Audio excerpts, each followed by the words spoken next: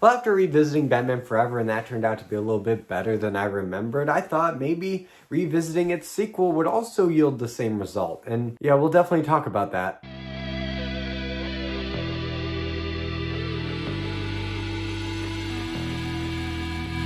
Batman and Robin. Now, Batman and Robin came out in 1997. It was the direct sequel to Batman Forever because Batman Forever, for better or worse, did spark new interest in the Batman franchise. Batman Returns was very divisive and there was a shakeup in the studio with leadership, creative direction, all that stuff. And when Batman Forever came out, it wasn't received particularly well by critics and even some audiences, but it made money. It was a big hit at the box office. The toy companies were happy because of all the merchandising that was fueling that production, and so Warner Brothers went ahead and did the exact same thing again with Batman and Robin. Now, Batman and Robin is kind of a difficult movie to review for me because so many people on YouTube have given their 2 cents on what they think about Batman and Robin, and a lot of it is negative. Most people just love to dump on this movie, but I'm not going to do that, mainly because as a kid growing up with these Batman movies, I loved this movie. Now, it wasn't my favorite by any means, but I watched it just as much, if not a little more often than some of the other Batman movies. And I think it's because these Joel Schumacher movies, Batman Forever and Batman and Robin, really do harken back to that old school Adam West style of Batman, where he worked with the police. He wasn't really a vigilante, he was a moral figure, a role model for young kids to look up to want to be, and that's why Batman is so popular with young kids. Young kids, when they're first introduced to Batman, they're not introduced to him through the grittiness of the Christopher Nolan movies, even though those arguably may be the best. For one, because those movies are clearly in that PG-13 territory, and most kids just aren't allowed to watch that. It's the various animated series, it's the coloring books, it's some of the more kid-friendly comics, and yes, definitely the 60s Batman. And with the era of streaming being what it is, that show is more available to kids now than it was when I was a kid. When I was a kid growing up in the early 2000s, it was actually kind of hard to find that show. You might find reruns every once in a while on certain cable networks, and you'll catch it here and there. And watching these Joel Schumacher movies again, they are 100% calling back to that kind of camp and cheese and just making Batman accessible to younger viewers. Now, personally, I think that the Batman animated series had the best balance of light and dark tone, where it's still available for young kids, but they didn't shortchange the storytelling and the character moments. So I'm not trying to say that these movies are the perfect thing to introduce your kids to Batman, but it's still not the worst way to introduce them either. It's got some bright, flashy colors, great costume design, a whole bunch of villains that have iconic looks that your kid will immediately recognize. But even all that taken into consideration, Batman and Robin is not a good movie. It fails on pretty much every level that a movie can fail, from the writing to the acting to the directing to the production design, the cinematography. Everything in this movie just fails in spectacular fashion, and I can by no means go through all of this here because I don't want to just dump on this movie. There's plenty of videos out there already that just roast this movie and tell you everything that's bad in it, and I will definitely bring up some of those that I personally have issue with. Conceptually, it doesn't work because it learned the wrong lessons from Batman Forever. Batman Forever was a complete heel turn in tone from Batman Returns and the more dark and mature atmosphere that Tim Burton was going for, and this movie continues that, but it amps it up to 11. There's no gravitas to anything that's going on in this movie. It is a complete cartoon, and not like Batman the Animated Series. No, this is more like the Hanna-Barbera Batman. And again, for a young kid, I think it's fine. I didn't have a problem with watching it when I was a kid. But you get older and you realize, oh my gosh, this movie has just nothing to it. There's nothing holding this movie together, and that's because this is just a big commercial for toys. That's because they gave the toy companies creative control over all of the designs in this movie. At least Batman Forever had some interesting design choices with the bat suits and Batmobile and the different villain costumes. Here, they're just completely ridiculous. Take the design of the Batmobile, for instance. Here, it's just completely impractical, completely over the top. There's nothing about this car that me, even as a kid, was like, ooh, I want to drive that someday. You look at every other Batmobile, even the 60s Batmobile, and you're like, oh, that's actually kind of a cool looking car. It's kind of corny, but it does still function as a car. This monstrosity is just ridiculous. It's got an open cockpit. Batman's head just sticks out. It's got a bright spinning green police light in the front. So is it supposed to be like a police car interpretation? That could be interesting if it was done at all practically and didn't just look like a big Hot Wheels. Then you look at the characters' costumes, because Batman and Robin have alternate costumes throughout this movie. They don't just stay in the same one costume throughout the entire runtime, which, okay, Batman Forever did that too, and that's just a big ploy to sell more action figures, different variants of Batman and Robin, and I get that, but at least Batman Forever justified it because the Riddler blew up the whole Batcave. They didn't have any of their normal bat suits to wear, but at least the movie gave a reason for it. Here, when we get to the third act, you have these silver and blue variants of all of their costumes, Batman, Robin, and Batgirl, but there's no reason in the story for them to change outfits. Now, my headcanon is, oh, they're thermal suits to keep them warm because Gotham City is under a bunch of ice, and these are specifically designed to keep them warm in these cold conditions, or to keep them from freezing if Mr. Freeze blasts them with his freezing gun. That could be a cool idea and a great justification for these suits if the movie slowed down enough to explain that that's what's going on, because the way it is now, we just cut and we see them in these brand new suits and there's no explanation as to why. But if you really want to know what went wrong with this movie, look no further than the villains. Because casting-wise, the villains might work in a different Batman movie. Uma Thurman as Poison Ivy, you hear that back in 1997. Uma Thurman is a great actress. She's made some awesome movies, some really good action movies. And I still think she would make for a really good Poison Ivy. Same thing with Arnold Schwarzenegger. I don't think he was the worst choice to play Mr. Freeze. Now, it wouldn't be my first choice. That would have to go to Patrick Stewart. I think he would have been a great Mr. Freeze, especially coming off of the Batman animated series interpretation that reinvented who Mr. Freeze is. I think Patrick Stewart was a shoo-in for that role.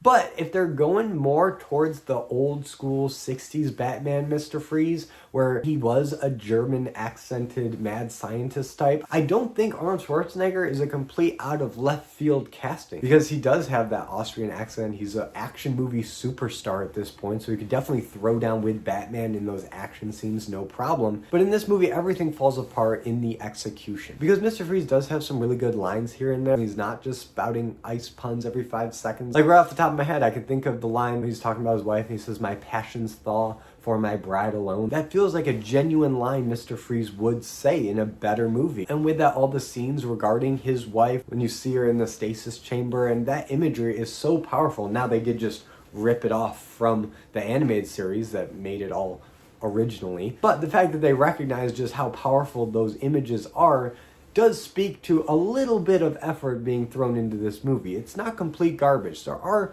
little glimmers of intelligent decision-making, intelligent direction. And one of my favorite images in this movie that is original to Batman and Robin is when Mr. Freeze cries and you see the close-up on his tear and it turns to ice. That is a great image, and I don't think it's a coincidence that all those images and all those moments happen when he's not in his comedically over-designed Mr. Freeze suit. Because when it's just Arnold Schwarzenegger with a bald head in that blue makeup, that actually looks pretty convincing. It's a pretty cool makeup design. He feels like a real character, but as soon as he puts on that suit, it's just quips and ice puns for days, and just lose everything that made him an interesting character in those brief moments. And let's talk about that suit real quick, because there's no redeeming qualities in this suit whatsoever. I don't understand this weird little misshapen helmet that they got going on for him. I don't know what's going on there, because it's a weird blend of having it open face so you can see the actor's face, but also alluding to that spaceman helmet that George Sanders had in the 60s Batman show. And the body of it is just this weird hodgepodge of musculature and wires and tubes and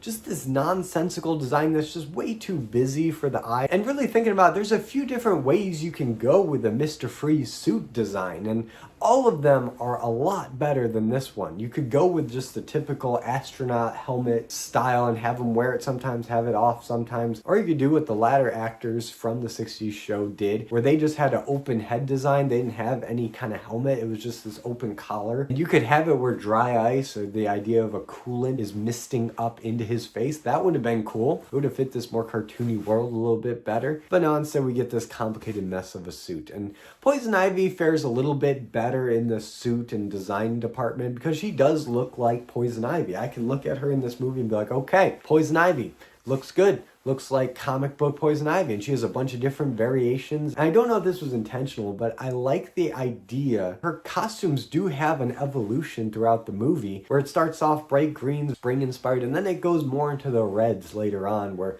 it becomes more of an autumn color palette. So I do like that her costume kind of changes with the seasons. I think that's a cool idea, but I have no idea what kind of direction, if any, Uma Thurman was given in delivering these lines. Because as written, her lines and her characterization really aren't that different than Michelle Pfeiffer's Catwoman. Because Michelle Pfeiffer was a classic femme fatale. She really wanted to get in Batman's pants so she could manipulate him, but there was a little bit of intrigue there. And here with Poison Ivy, they're trying to do a similar thing where she's this resurrected woman that has all of her inhibitions completely gone. She was this quiet little nerd before, and now she's this kind of liberated plant lady. And there's that really kind of weird love triangle between her and Batman and Robin throughout this movie. So it does make sense for Poison Ivy to be portrayed in this way. That's how she was in the comics for a very long time. And if we're going off of comic accuracy, I think it works better with Poison Ivy here than it worked with Michelle Pfeiffer in Batman Returns. But man, Uma Thurman's delivery is just so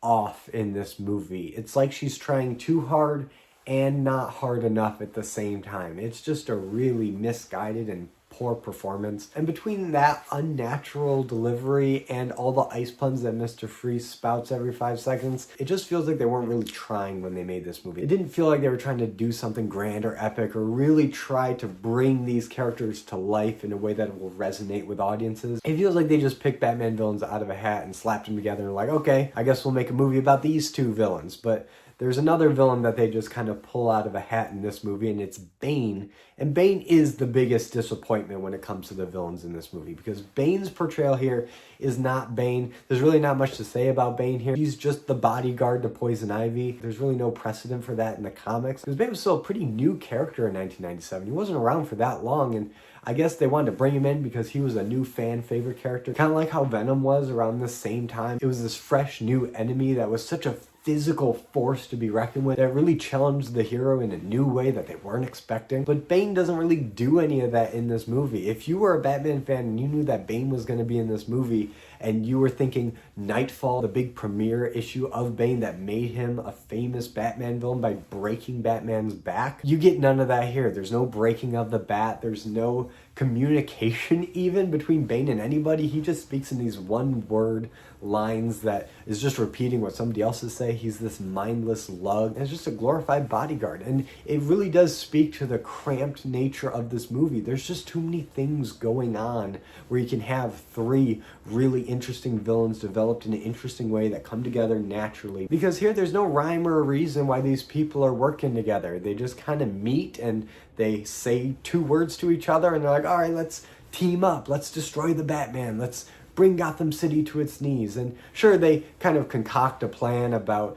killing everybody on Earth by freezing it to usher in a new ice age. That's Mr. Freeze's angle. And then Poison Ivy afterwards will rebuild humanity in her own plant-based image. So they do figure out some kind of plan, but when you think about it for more than 2 minutes, Mr. Freeze is not really going to want to thaw out the world so that Poison Ivy's plants can live, and Poison Ivy probably won't really survive the winter that Mr. Freeze is ushering in. So why are they working together? It just makes absolutely no sense. But as if that wasn't enough, you have what's going on with the Bat family, because the movie doesn't know when to stop adding superfluous side plots, because when Poison Ivy comes into town, she creates a rift between Batman and Robin, which even in the last movie, they weren't really a cohesive team. There was a lot of bickering in that movie. Batman not really wanting a partner in Robin, and Robin just wanting revenge, and it seemed like they kind of resolved those differences in that movie, but here they start arguing and bickering again. They're not getting along, which I feel like they should have saved that for the next movie, because Robin hasn't been Robin for that long. He just started working with Batman in the 3rd act of the last movie, and here you're starting to get these beats and character moments and conversations that remind you of when Robin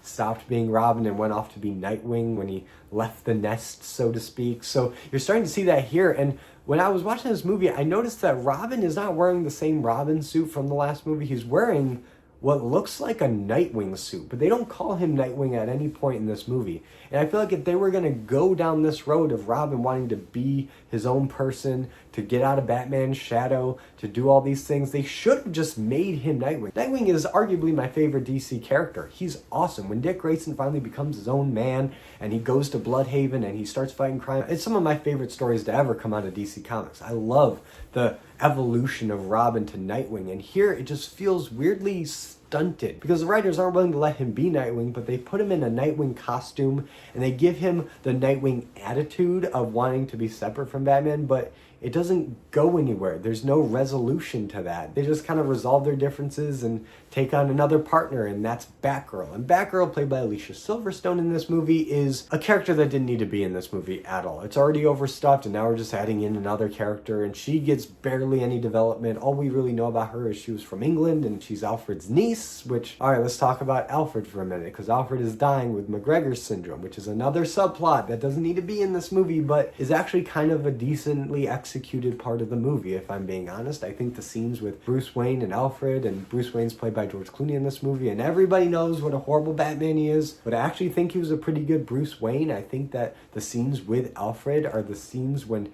George Clooney loses that classic George Clooney demeanor with a little smirk, and he has some really touching scenes with Alfred on his deathbed. Going back to Batgirl, she just kind of pops into this movie out of the blue to liberate Alfred, to buy his freedom so he doesn't have to be a servant anymore, which is a dynamic that's never really been brought up in Batman media before, and would be interesting to explore and develop and have characters talk about if there wasn't already a million things going on in this movie. So that whole Batgirl arc, if you could call it that, is completely wasted. It doesn't go anywhere. All we get is Alicia Silverstone suiting up to be Batgirl in a way that just completely defies all logic and reason. I guess Alfred had anticipated this and already made her a suit even though he's dying, and it just doesn't work. And while I do like seeing Batman, Robin, and Batgirl in a movie teaming up, and a little fanboy in me does get excited when I see all three of them lined up and they're driving down the frozen streets of Gotham to fight Mr. Freeze. It's a cool visual, but the movie has done nothing to get us invested in this interpretation of Batgirl, of Robin, of even Batman. Because here we have George Clooney, which is really a no-win scenario, because when you have to replace your Batman, your main character, after each movie, it's really hard for the audience to get invested in a franchise, in a series, when the lead actor keeps getting replaced movie after movie. So George Clooney is really in a tough spot. What do you do when you're just the next in line and the movie isn't really interested in what Batman's going through, but is more interested in all these side plots, side characters, villains teaming up, just throwing everything at the screen and just barely scratching the surface with what all of these ideas could develop into if any one of them were given enough time to develop into an actual movie. You could have a really interesting movie about the birth of Poison Ivy and her issues with Wayne Enterprises and how they pollute and have this kind of environmentalist message. But when does environmentalism go too far? Or you could have a Mr. Freeze story a la Heart of Ice that just explores the trauma of Mr. Freeze losing his wife and the pain and coldness that comes from that. That would be a good movie. Or you could have a Nightfall style movie, or you could have a movie where Batman and Robin go their separate ways. Robin becomes Nightwing. I could see working in Batgirl into that kind of story would have an interesting outsider perspective of Batman and Robin's relationship, and the fact that Barbara and Dick Grayson have had a relationship in the comics, you can pull from that. There's a lot of potential with these storylines, but when you just smash them together and give it a budget that looks like $3 and some duct tape, look at the special effects. Like when this one police car opens its door and you see the icicles just flopping like they're made out of styrofoam or plastic or something. You can't justify that. Even if you suspend your disbelief long enough to be like, okay, we're in this other interpretation, this one that is more campy, it's more family friendly, and it's harkening back to the 60s. But if you're gonna do that, the execution still has to be good. There has to be a level of quality in the storytelling, in the acting, in the production design that does bring you into the world of Gotham City. This movie does not do that for me. It just makes me want to turn it off because all the potential that they set up with some of these lines of dialogue or some of these shots that on their own look really cool and interesting, it just shoots itself in the foot every time because there's a million other things that just look bad or sound bad or just aren't given enough time to develop into a compelling narrative because it's so overblown. And I'm not surprised that they didn't make any more movies after this movie because it did bomb at the box office. It was such a failure critically and commercially that we didn't get a new Batman movie until Christopher Nolan reinterpreted it for a much more mature adult audience. And I am a little grateful for this movie for being such a disaster that it did open the door for Christopher Nolan to come in and do a very different take on Batman that I think we're all a little grateful he did, because those movies really are fantastic. And this one, I gotta say, as much as I do have some nostalgic memories connected to this movie, as much as I do appreciate a good cheesy campy take on Batman, this one just doesn't quite stick the landing for me. But hey, at least it's a more faithful adaptation of Batman's source material than Batman Returns was, and I welcome all your arguments in the comments. If you like this video, be sure to give it a like and subscribe for more content, and hit the notification bell to be notified every time I upload a video. As always, I'm Colby, this is my nerdy talk, and I'll see you in the next video.